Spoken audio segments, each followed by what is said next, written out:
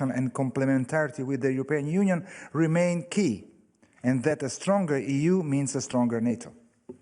Meeting with the Indo-Pacific partners, Australia, New Zealand, Japan, and South Korea, and Republic of Korea, as well as with Georgia and Ukraine, have been another great opportunity to further deepen this valuable cooperation, an integral part of our daily work. Without further ado, I hand over to Sakir first and Sakti then, and then to your question. Thank you for your attention. Please, Grinch. Thank you, Chair, and good afternoon, everyone. It's great to speak with you today alongside Admiral Cavo-Dragone and Admiral Vandier after our very productive sessions this week. It was a privilege to meet with the Chiefs of Defense and discuss what Allied Command Operations is doing to build warfighting readiness and to strengthen our deterrent posture. We're achieving this through our forward land forces on the eastern flank, through exercises like Steadfast Dart, which marks the second full deployment of the new Allied Reaction Force, and through enhanced vigilance activities like Baltic Sentry and Eastern Sentry. I recently returned from Romania and before that Slovakia, where I was impressed by the quality and interoperability of our forces. These forces are the foundation of this strong alliance, which continues to gain strength each and every day. Back in early January, I also had the opportunity to visit our two newest allies, Finland and Sweden, where I witnessed how their militaries are uniquely positioned to strengthen NATO's northern flank and Arctic security. And having seen Finnish border guards and Swedish Marines in action, I'll just say that no one should doubt our readiness. Meanwhile, as President Trump and his team continue to work tirelessly toward peace in Ukraine, another topic this week was NATO's vital support through our NATO Security Assistance and Training Ukraine mission, or NSATU. It's clear Ukrainian security is closely linked to European security, and both the Comprehensive Ukraine Requirements List, or the CURL, and the Prioritized Ukraine Requirements List, or the PURL, remain essential to Ukraine's defense. NSATU plays a key role in coordinating and delivering assistance through these mechanisms. Finally, if you'll allow, I'd like to take a moment to acknowledge the Deputy Supreme Allied Commander Europe, Royal Navy Admiral Sir Keith Blount. He'll leave us in March, but in the time he's been here, Sir Keith has done a phenomenal job. He's been relentless in his efforts to enhance our deterrence and our collective defense. SHAPE and all of Allied Command Operations will miss his steady hand and his quintessentially British sense of humor. I also want to thank him for his leadership and his friendship and wish him all the best in retirement. Thankfully, we are incredibly fortunate to have Air Chief Marshal Sir Johnny Stringer selected to take over the role when Sir Keith departs in March. Johnny brings a wealth of experience and credibility to the role, having most recently served as a Deputy Commander of Allied Air Command. I look forward to continuing to focus on warfighting readiness and strengthening our deterrence as Johnny steps into this essential role. Thanks again, and I look forward to your questions, and I'll turn it over to Pierre. Thank you, Grinch. Thank you, Pino. Good afternoon, everyone. As ACT, my focus today is accelerating NATO's transformation, turning speed into operational advantage. Because war is changing fast, the world is changing fast, and today speed decides the outcome. Time is the currency of conflict, more than money. Do we have time? AI, drones, robots, and digital tech are shrinking decision cycles and raising the tempo of operations. We are past debating what we must change. The question now is how fast we deliver at scale. If not now, when? If not us, who? That's why we are here, to keep NATO ready for today's fight while preparing for tomorrow by focusing on what works now. At ACT, our job is clear: move the alliance from thought to action, be ready to win next wars, the best way to deter our adversaries and keeping our 1 billion plus citizens safe. We turn battlefield lessons, science, and operational reality into tools and in training and make them more relevant for all allies. The 3.5 defense pledge gives us a real momentum for midterm capabilities. But ICT is also driving change now through concrete projects that speed up tech adoption, as we did last year on Task Force 6. And we build forces that are more agile, more tough, and more lethal. We focus today on 3 priorities. First, we need mass and autonomy. Modern war demands scale and tempo. In the Allies rearmament effort, we are working to include new tools and new technologies that will increase both resilience and lethality. Robotics, IT, and space are extraordinary accelerators of military power. They have been at the roots of Ukraine's sustainability to resist Russian aggression. We are working to incorporate these technologies across every aspect of our forces. Second, we need a modern cloud-enabled command and control. Modern warfare is a war of tempo. Time is the commodity. We need to decide faster, to synchronize better, and to act first. This requires secure data, robust links, and digital backbone that can connect allies' forces at speed. Advanced modeling shows that modern multi-domain C2 delivers a clear, measurable edge. Third, we need training and readiness. This year, together with ACO, we launched audacious training, a renewed way to train our forces, leveraging the latest technologies while preparing our forces to constantly adapt in a volatile environment. Through audacious training, we ensure NATO forces can deploy, link up, and operate together at scale against any adversary. This is how we keep NATO strong, adapt faster, train harder, stay ahead. I thank you and wait for your questions. Okay. Thank you. Please. Thank you. James Mace from ITV News in London. Admiral or Saka, whoever's best qualified to answer this, could you give us any more details on the deal that was agreed between the Secretary-General and President Trump last night? Specifically, does this deal grant the United States sovereign bases in Greenland? And if so, has the Danish government signed off on that? Go? Yeah. Okay. Well, we're at the very early stage. Of course, we know that there has been set a framework. Framework among, Greenland, Denmark, and US, but we are still waiting for direction. And then from then on, we will start doing our business, which is the military planning and whatever it is necessary to fulfill and to honor the guidance we still have to receive. We are just kind of, immature. No, nothing yet.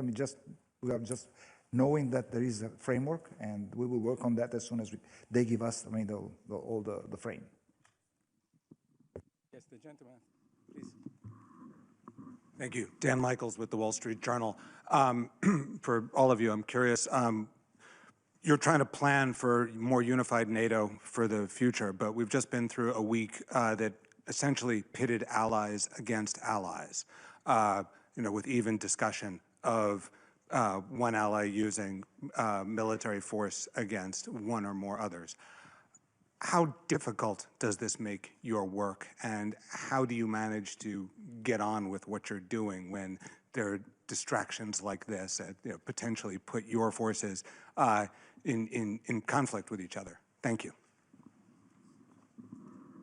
Thanks for the question. I guess I would characterize our session this week as entirely focused on what military leaders are supposed to be focused on, which is ensuring the defense and deterrence of the Euro-Atlantic area. And we're united in that. We remain strong in that. We of course, are aware of the political discussions that are going on, but there was never a military dimension to those discussions that made its way down to us. So we remain strong, we remain united, and we remain ready.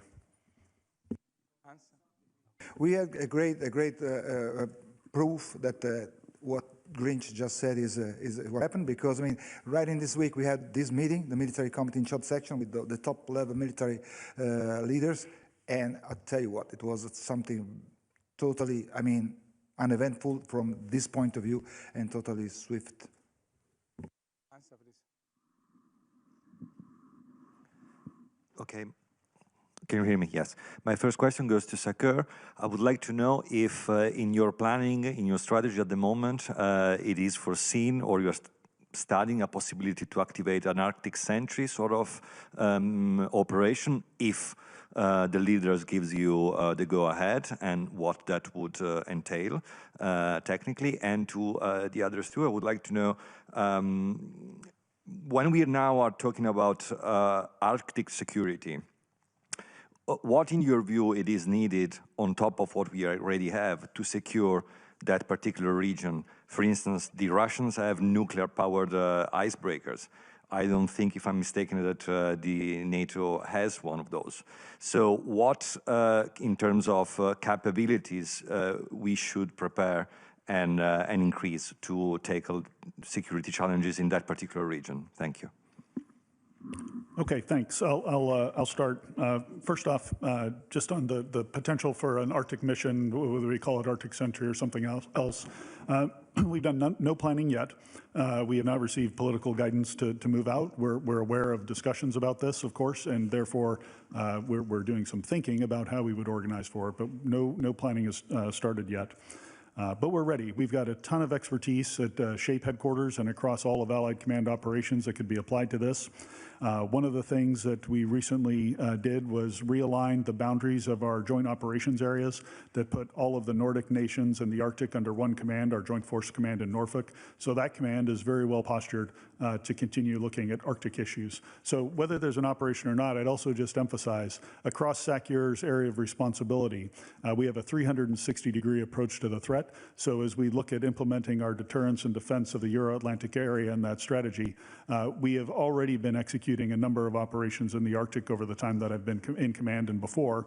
We'll continue to do so, and then we'll wait on political guidance for any specific enhancements to that. On the, I may compliment on the fact that if you look at Cold War, this was a critical area to consider. And so you had a lot of activities in the ES area. Today, the global climate change changed the access to this area. And so the opening of the routes, the maritime routes, creates another question. And the control of this area is very important for NATO, for the countries that have continuous at-sea deterrence, because the access to the area will change. You have to consider also space and ballistic issues, where the global threat we are facing needs to have a better look forward on what is going on from space. And so we have to work on the technical issues with new technologies on this specific environment. Thank you. Bloomberg. Andrea Policiano from Bloomberg. SACEUR, I want to ask you, there's obviously been a lot of talk about Greenland and the Arctic, and I know you've already said that there is an increased activity in the high north coming from Russia, coming from China, but I do want to ask you, like, in this specific moment where Arctic security is so high on the agenda, in the assessment of what's going on up there, is there anything particularly concerning? Have there been any recent changes in the security situation in the Arctic? Thank you. Yeah, really thankful for that question. I think one of the most concerning changes in the security situation has been the growing collaboration between Russia and China in the Arctic, and we've seen that over the last several years. It's been both in the maritime domain with increased joint patrols, as well as in the air domain with long-range bomber patrols being conducted jointly. So the activity that they're doing together is definitely increasing. At any time our competitors or our potential adversaries are doing that, it's something that we need to pay attention to. Please. Go ahead. Thank you. Andrew Gray from Reuters. Very simple question for the Admiral and for SACEUR. Is Greenland currently sufficiently well protected? Well, and then you can complement. I think, I mean, we are having a lot of work going on. I mean, we have been planning that before anything, and just consider two indications pretty strong. I mean, we have in the past decided to have another Joint Force Command, Norfolk, which will be handling the area, and also the importance of the area has also indicated by, I mean, the two nations that were formerly they were neutral, and now they joined the alliance. I mean, Finland and Sweden. So it means that we are focused. We are focused also on the Arctic, and we are also getting more capability to be able to work and operate in that type of climate, which is challenging. But I would say yes, and we will do more. But Grinch. No, thanks, Chair. A couple of thoughts. There is ongoing activity in the Arctic that is being conducted not under the North Atlantic Treaty Organization or Allied Command Operations, but by a sister command, NORAD, the North American Regional Aerospace Defense Command, a bilateral command between two allies, the United States and Canada. That exercise is called Noble Defender. It's executing out of Pitafook Space Force Base. And we have Canadian fighters, we have U.S. tankers, and I stay very closely in touch with the commander of NORAD on these activities, as SACEUR's AOR overlaps with the NORAD Northcom area of responsibility. So there is activity going up there. I would just say, we also need to look forward a little bit. One of our jobs as military leaders is not just to think about the here and now, but how can those future threats that I manifest, that growing collaboration, how will that threaten us next summer cycle and the summer after that? And so some of the things that we need to do in the Arctic to enhance our security are long lead items, including installation of new sensors and detection capabilities. So all of those things are constantly in our cross-check, and we're constantly trying to enhance our posture and think of ways that nations can enhance our posture in the Arctic. Yes, the gentleman here. Thanks a lot. Max Delaney, AFP. A couple of questions for SACEUR. You say that you're not yet planning for any mission in the Arctic. Are you planning any exercises on Greenland in the near future after the discussions around Greenland? And then secondly, you have Eastern Sentry, you have Baltic Sentry, now potentially Arctic Sentry. All the focus in recent days has been on the Arctic.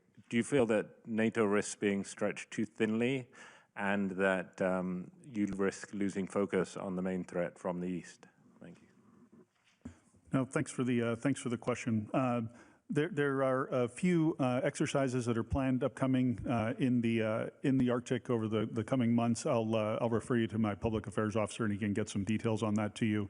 But none on Greenland itself. As I mentioned, NORAD is executing some of those exercises in close coordination with us, but none on Greenland.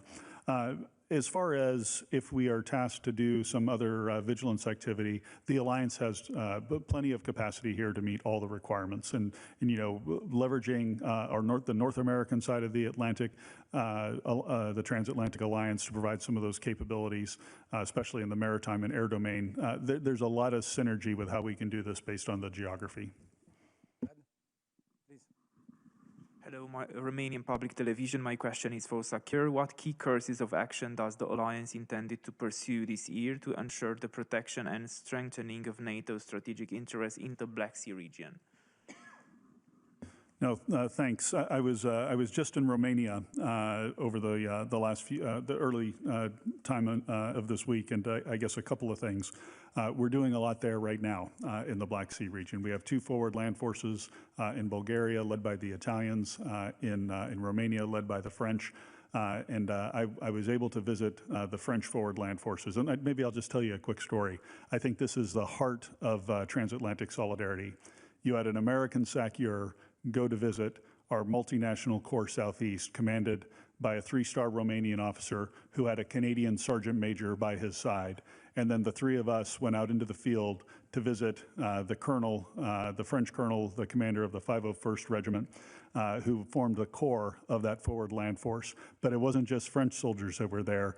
There were soldiers from Luxembourg, from Belgium, and from Spain. They were all part of that forward land force. And they told me about how they were coordinating with the Italian forward land force in Bulgaria to think about how they would coordinate their maneuvers under the multinational corps and multinational division that we have there. So you see all the nations that are involved in transatlantic security and the Black Sea region security in kind of one vignette, if you will. Of course, the land forces aren't the only domain that we're concerned about. Eastern Sentry is a big part of what we're looking at. There's, and that goes for counter-UAS capability and enhancing our counter-UAS detection and engagement capabilities. We've been working with Landcom and with SAC-T on options to take the lessons of Ukraine and reinforce Eastern Sentry with some of those capabilities. And of course, we're building a very flexible way to move larger missile defense capabilities and fighter capabilities to the point of need. So I think there's going to be a lot of activity in the Black Sea region. I'm extremely excited about it, having been there. And I hope to go back in summer because it was pretty cold. Terry, please. Thank you, Terry Schultz with DW over here. Thank you. To the General and the Admiral, first, a sort of technical question.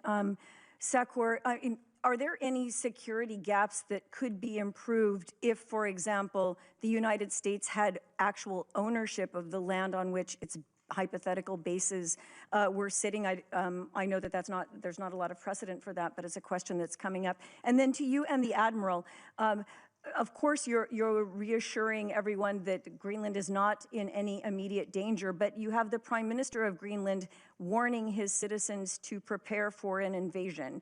With any sort of 360-degree security, of course, what citizens feel is also part of your responsibility. So what would you tell the Greenlandic citizens who very much fear the current situation and not from Russia or China? Thank you.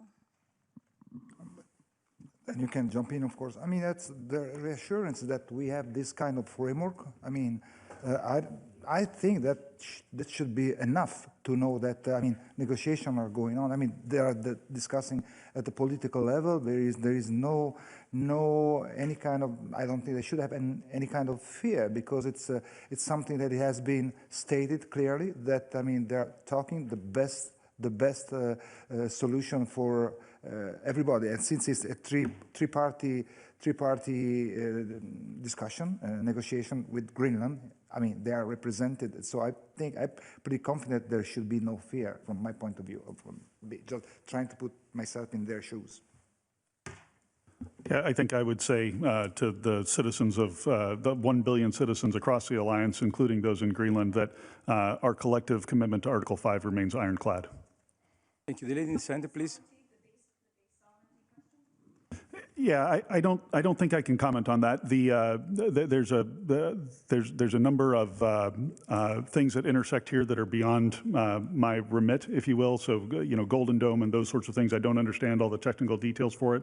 So I'd refer you to others. Yes, the lady in the center, please.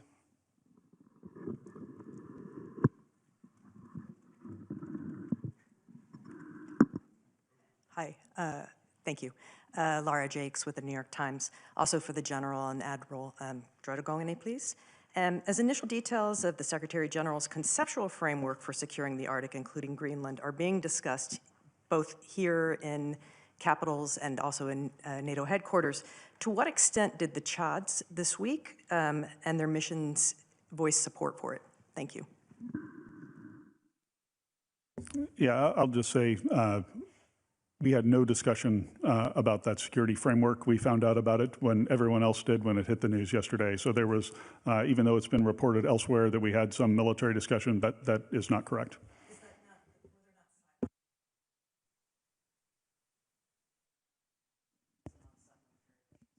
Not about that framework, no, ma'am. Question from the reporter, then, please. Hello. Mark from Associated Press. I have a question for Mr. Sakur. Since the alliance has changed with the addition of Sweden and Finland, can you talk about what capabilities the alliance has and what members are best suited to actually do military warfare in the high north, where it's very cold, their conditions are very challenging? What type of resources do you have? Do you have enough icebreakers to, you know, make it through the high north? What allies are best suited to do warfare there? No, thanks. I tell you, Sweden and Finland and the capabilities that I saw on my trip there were very impressive. There was one point, I'll tell another story if you don't mind. We were getting a demonstration in the archipelago of some of the Swedish Marines' capabilities, and there was a Swedish Marine lieutenant colonel who was describing a scene in the background where they had a couple of vessels coming ashore with Marines that were assaulting the island that we were on as a demonstration of their capabilities. He pointed up in the air and showed a few drones that were doing reconnaissance, and then he goes, and we also have close reconnaissance capabilities. And if you look right here, and literally under our feet, who had just come up out of that icy cold water were two Swedish Marines who had been diving doing close reconnaissance. So, I mean, what a demonstration of capability up in the Arctic. So clearly the Swedes, the Finns, all the Nordic countries, Norway, Denmark have tremendous capabilities that they bring to bear every single day up there. Other near Arctic nations also have the ability to operate in that area. The United States has operated over the last several months up in the Arctic, north of the coast of Norway. So they're even countries that are a little farther away have some relevant capabilities up there. And I'm confident that if we're tasked to do any specific mission or just to continue our general approach to the Arctic, we're well postured. The gentleman over there, please. Yeah, I would add something. Absolutely. So just to point out that the equipment of NATO is led by a process, which is a NDPP, you've heard about, with NATO Defense Planning Process, which is a strong process which is linking the plans that are made by SACEUR and the capabilities the allies need to procure. And so this is a consistent long-term plan, and so we are not running from a topic to another one. And so it's a 360 degrees plans that have been endorsed by the allies. And so we are working on this process on a continuous basis. We are at the end of the phase 5 and working on the next political guidance that will arrive in 2027. Let me add just one thing. I mean, of course, the capabilities has been highlighted properly by Grinch, but also, I mean, also the southern nations are sending troops and units to train in extreme cold weather. When I was Italian, I used to send some unit there to be acquainted and trained in extreme cold weather. They came back frozen but happy. Yes, please, over there. No, like in the back. First row, top. Thank you. Will Denslow with Feature Story News. In Davos, Japan's defense minister talked of the strategic importance in the Indo-Pacific. He talked about growing cooperation. You mentioned it as well in your opening remarks, Mr. Chairman. What exactly does that deepening cooperation look like, and why is there a growing strategic importance? Thank you. I'll take it. Personally, I've been in. I mean, we had the Indo-Pacific partners with us today. Yesterday, and I've been in Japan, in Republic of Korea last year, and I will go to New Zealand and Australia this year. The basic thing is that, I mean, security is not anymore regional, it's global, and whatever is happening there has some effect here and vice versa. Just think about 12,000 North Korean fighting in Europe. That's just one idea. The thing that we have a lot of things in common. I mean, of course, I mean, the way China is behaving there and also elsewhere, they know it, and we are exchanging information. And so information sharing is the first one. Standardization and interoperability, we used to do that, sending there, for example, carrier strike groups from Europe or wings, I mean aircraft wings there to train with major complex exercises, cyber, cognitive warfare. With all these are fields in which we are exchanging a lot of information, and we will do more. I mean, today we just agree that we need to improve our cooperation, and we will do that. But we are really, I tell you, we are like-minded. We are sharing the same fear, and we're sharing the same threat and the same ideas. We have time for one last question, please. One last question, please. Thank you, Olivier Bob, AFP. At Davos, President Trump and President Zelensky are meeting together. So there might be some kind of announcement. So my question is to SACEUR, is NATO ready to implement a peace plan, which could be announced or not, but at the moment, are you ready to play your part in this peace process? Thank you.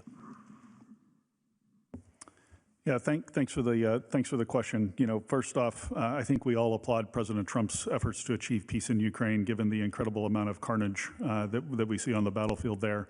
As SACEUR, our responsibility is to help the Ukrainians be as strong as they possibly can.